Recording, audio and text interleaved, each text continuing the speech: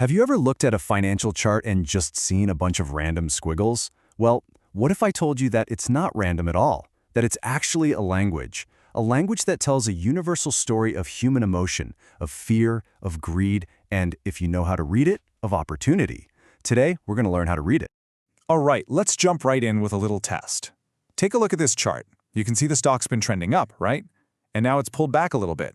So what does your gut tell you? Your first instinct is probably, yeah, that's a dip. It's on sale. I should probably buy. So is that a safe entry? Nope, not even close. But hey, don't worry about it. That's exactly why we're here. The fact that your intuition was probably wrong just proves that there's a much deeper language at play, one that goes way beyond just a quick glance. So let's learn how to actually read what the chart is telling us. Okay, so this gets us to the main idea for today. We're going to treat technical analysis not as some complicated, mystical thing, but just as a language. It's a skill, and like any language, you can learn it. And, just like learning any new language, we've got to start with the absolute basics. Here's the thing you've got to understand. Every single chart you see is just a picture of human emotion, but on a massive scale. It's the constant tug of war between fear and greed. And traders, well, they use technical analysis to read those emotions, to find patterns, and to make smart decisions, all without getting swept up in the panic or the hype themselves. So if we're going to read this language, we need to start with the alphabet. And the most basic letter, the most fundamental building block in the language of charts, is called the candlestick. Each and every one of these tells a tiny little story about what happened in a specific moment in time. First up is the body. That's the thick, wide part of the candle. Think of the body as the volume of the conversation. A long, green body, that's basically the market shouting, buyers are completely in charge here. But a really short body, that's more like a whisper. It shows weakness, uncertainty, maybe a little indecision. And then you've got the wicks, this thin little line sticking out, sometimes called shadows. These are the evidence of a fight. They show you just how high and how low the price went during that time. A long wick tells you that there was a serious battle. For example, a long upper wick means buyers tried to shove the price way, way up, but sellers fought back with everything they had and pushed it back down before time was up. Okay, so now we have our letters, the body and the wicks. Let's start putting them together to form simple words. You see, individual candlestick shapes can have very specific meanings, and these are the words that traders are always on the lookout for.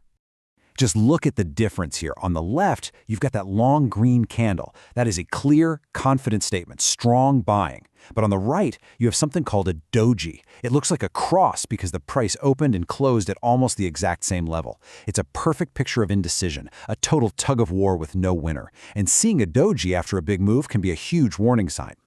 Now we're getting into some really useful words. Take the hammer. You often see this after a price has been falling. It looks like sellers tried to hammer the price down, but buyers stormed back and said no way. It's a potential sign that the trend is about to reverse and go up. The shooting star is basically its evil twin, a warning that a strong uptrend might be about to fall back to earth. All right, so once you can read the words, you can start to understand the sentences. When you put multiple candlesticks together, they form patterns. And these patterns, these sentences, can communicate much more complex ideas, like potential buy or sell signals.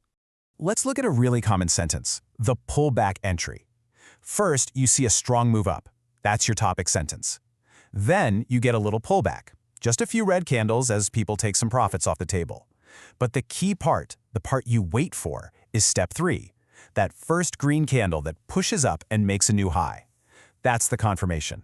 It's the market saying, okay, the buyers are back and the story continues. But here is maybe the most important rule of this entire language. Context is everything. A word can mean one thing in one paragraph and something completely different in another. You absolutely cannot just look at a single pattern by itself and expect to know what's going on. So what gives a pattern context? Well, one of the most critical factors is volume. You can think of volume as the size of the audience. If a pattern forms but almost nobody is trading, it could just be random noise. But if that same pattern forms on, say, 5 times the average volume, whoa. That means thousands, maybe millions of traders are all watching and making moves. The pattern is real. It's significant. So to really get the full story, traders look for 3 key pieces of context. First, like we just said, high volume. Is there a big audience for this move? Second, key price levels. Is all this action happening near a psychological spot, like a big round number, $10, $50? Places where lots of people naturally put their buy or sell orders. And finally, technical indicators. These are just simple data tools that act like a second opinion, helping to confirm if a trend is actually as strong as it looks.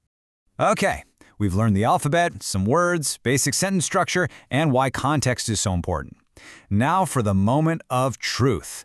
Let's go back to that very first chart and see if we can read it correctly this time. So why was this entry such a trap? Well, let's look at the context we missed before. First, a technical indicator was already screaming that the upward momentum was dying out. But the real smoking gun? Look at the volume. The red bars, the selling volume, were way bigger than the green buying bars during that little dip. The audience was yelling, sell, not buy. And that right there is the key takeaway. A pattern without volume is just a suggestion. But a pattern with volume, that's a conviction. And that kind of brings us to our last big thought. Technical analysis is an incredible tool. It gives us a framework to translate the market's language. But if these patterns of fear and greed are so consistent, so predictable that we can build entire strategies around them, what does that really say about our own collective psychology? What are the charts really telling us about ourselves?